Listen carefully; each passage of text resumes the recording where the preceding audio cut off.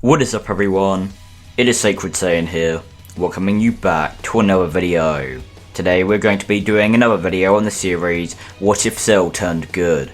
If you end up liking today's video, then please consider subscribing. It is free and you can always unsubscribe later. Also, if you want to join my Discord server, then there is a link to that in the description of the video. You can talk to me and my community, grind for roles, hang out, and if you put your art in the art text channel and 10 people react to it with a star, it will get featured at the end of a video. You guys weren't able to hit it last time, but if you want to see another part of this series, then get this video to 300 likes. And with all of that out of the way, let's get into today's episode of What If Cell Turned Good. We head to Battle of Gods, but a lot has happened between Battle of Gods and the Buu saga.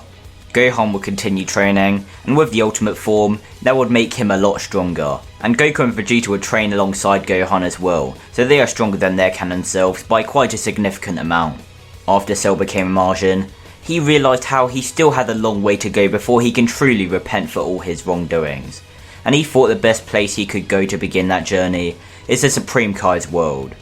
After seeing Cell's valiant effort against Buu, Shen would be happy to welcome Cell to his world and train him. However, don't forget, he isn't the only one on that world anymore. South Supreme Kai along with the Grand Supreme Kai would also be there, and they would train Cell as well.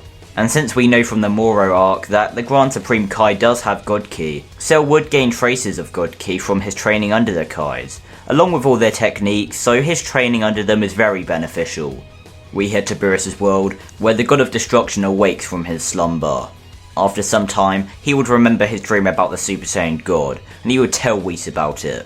The angel having trouble believing this dream could become a reality, however he was obliged to listen. Whis would then go on to tell Beerus that there is under 10 Saiyans remaining, one of these Saiyans being the one to defeat Frieza, while another was the one to defeat Majin Buu. Beerus falls out of his chair, and he has a shocked expression on his face. A mortal stronger than Frieza? And he thinks he remembers hearing about that Majin Buu creature from a Supreme Kai. Whis would then show Beerus a battle between Goku and Frieza on Namek, and he would then also show Beerus a battle between Cell, Gohan and Buku.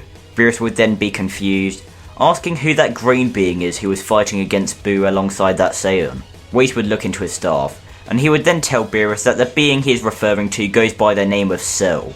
It would seem he is a bio-android with the DNA of two of the surviving Saiyans, one being the Saiyan who defeated Frieza, while the other being Prince Vegeta, along with also having Frieza's DNA, King Cole's DNA, and even the Namekians.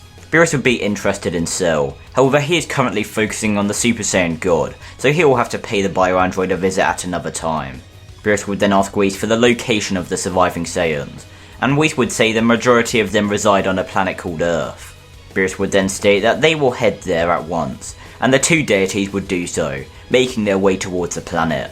On the Supreme Kai's world, Cell would be informed on Beerus' trajectory to Earth, and Cell would thank the Kais, and would then use instant transmission to teleport to the Saiyans on Earth, who are currently at Bulma's birthday party. After arriving, Cell would walk over to Gohan, who is currently talking to Videl, and he would ask to speak with Gohan in private. Gohan would be happy to see Cell after so long, and he would accept Cell's request without question. Cell would then tell Gohan about Beerus, and how he is on his way to Earth as they speak. Cell is trying to resist his urges to challenge Beerus once he arrives, but he knows Goku and Vegeta won't. That is why he is telling Gohan about Beerus, and not them, and he tells Gohan that Goku and Vegeta can't know who Beerus is when he inevitably arrives.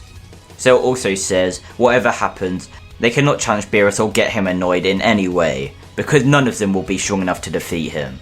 Gohan nods, and as they walk back to the party, they are terrified as they see Goku talking to Beerus and Whis. Beerus is asking Goku if he knows anything about a Super Saiyan God, however Goku is quick to tell Beerus that he doesn't know anything about it. Beerus then glances at Cell, and he asks Whis if he can sense it as well. Whis looks over to Cell, and he tells Beerus that he indeed does.